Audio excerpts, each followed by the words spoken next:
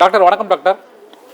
வணக்கம் சார். வணக்கம் sir. சபரண sir, முதல்ல அந்த மெத்தனால்னா என்ன? அது சாலிடா அல்லது அது ஒரு லிக்விடா? அது அந்த விசைச்சராயத்தில் கலந்து உட்கொண்ட எத்தனை மணி நேரங்கள் அந்த உடலுக்குள்ள பாதிப்பை ஏற்படுத்தும்? அது எப்படி அதனோட முதல் அறிகுறிகளை உணர்ந்து கொள்வது எப்படி? சார், மெத்தனால்ன்றது வந்து பாத்தீங்கன்னா CH3OH கெமிஸ்ட்ரி சொல்லுவாங்க சார். மெத்தனால் வந்து ஒரு லிக்விட் தான், அதுல டவுட் இல்ல.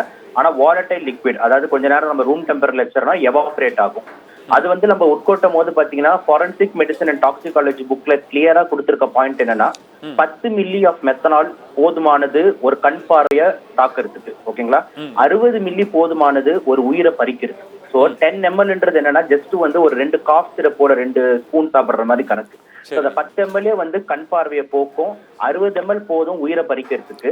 எவ்வளவு நேரம் வந்து நம்ம உடம்புல தங்கும் அப்படின்ற மாதிரி பாத்தீங்கன்னா அதோட ஹாஃப் லைஃப் வந்து பாத்தீங்கன்னா 24 மணி நேரத்துல இருந்து 30 மணி நேரம் நம்ம உடம்புல தங்கும்.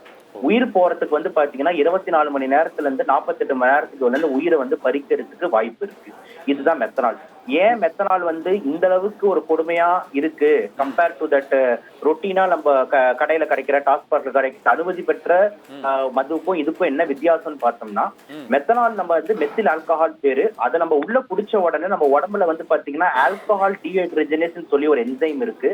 அது மூலயமா மெத்தனால் வந்து பாத்தீங்கன்னா ஃபார்மால்டிஹைடா மாறுது.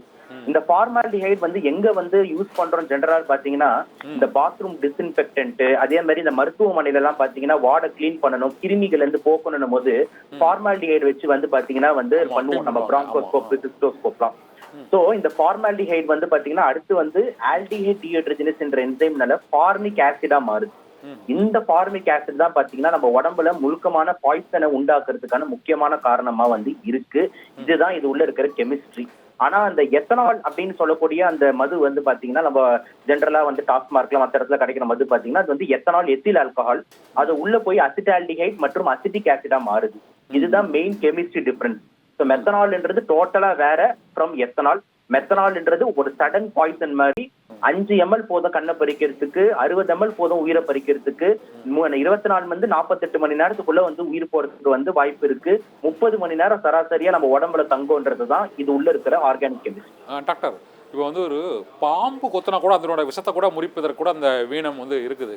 ஆனால் அந்த மெத்தனால் விஷத்தை முறிப்பதற்கான மருந்து, வீரியமான நவீன மருந்து இந்த மருத்துவ உலகத்தில் இல்லையா சார்? ஏன்னா அந்த மெத்தனால் கலந்த விசச்சாராயத்தை குடித்து இந்த 19ஆம் தேதியில் இருந்து ஒரு 3 நாட்களாக தொடர்ச்சியாக அந்த மருத்துவமனைகளுக்கு செல்கிறார்கள். கொத்து கொத்தாக அவர்கள் உயிரிழப்புகள் ஏற்பட்டு கொண்டே இருக்கின்றன. ஆனால் அவற்றை தடுப்பதற்கு முடியவில்லை. அதை அந்த விஷ முறிவு மருந்து, அந்த மெத்தனால் விஷத்தை முறிக்கக்கூடிய ஒரு மருந்து இல்லையா சார் உண்மையிலே? ஆக்சுவலா வந்து மருந்து வந்து இருக்கு. ஆனா அந்த மருந்து பேரை சொன்னா நீங்க எல்லாருமே வந்து பாத்தீங்கன்னா ஆச்சரியமா பாப்பீங்க. அதான் வந்து பதில்.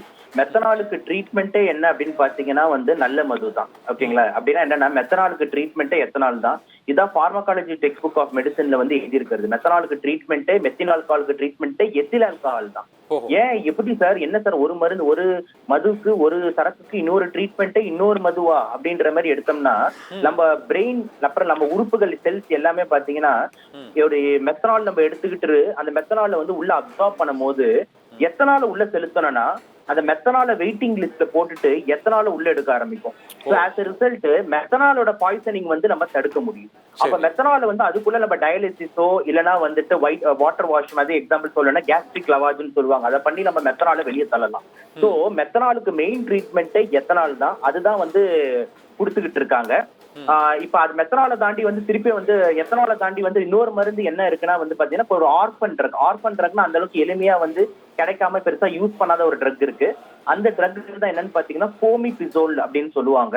ஃபோமிபிசோல்ன்றது என்னன்னா நான் சொல்லியிருந்தேன், அந்த மெத்தனால் குடிச்ச உடனே அது வந்து ஃபார்மால்டிஹைடா மாறுது அப்படின்ட்டு.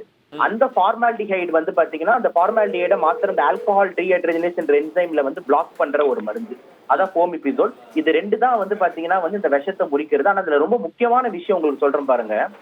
எவ்வளவு கூட சீக்கிரமா வந்து பாத்தீங்கன்னா இந்த மருத்துவமனைக்கு பேஷண்ட் போய் சேர்றாங்க, அப்புறம் சேர்ந்ததுக்கு அப்புறம் எவ்வளவு சீக்கிரமா அதை ஆரம்பிக்கிறோமோ அப்பதான் பயன் இருக்கு.